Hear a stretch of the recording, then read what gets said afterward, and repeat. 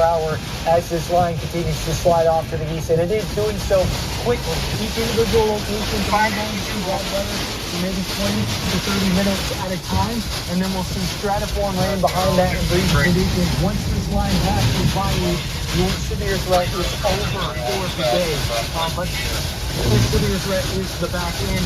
Thankfully, we're not seeing any kind of organized prefrontal structures looking further off to the east. So it looks like that prefrontal tornado threat is mostly over. So at this point in time, just tracking the squall line. Any little kinks we can develop here, like what we see around Freeport, that's where we potentially see your rainstorm coming up on the bridge.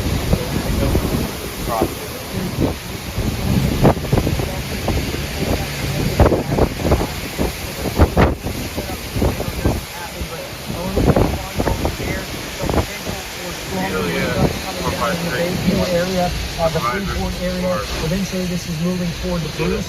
Same thing right here around Rock Hill. We also have the potential for maybe a quick spin up kind of tornado there. Same thing.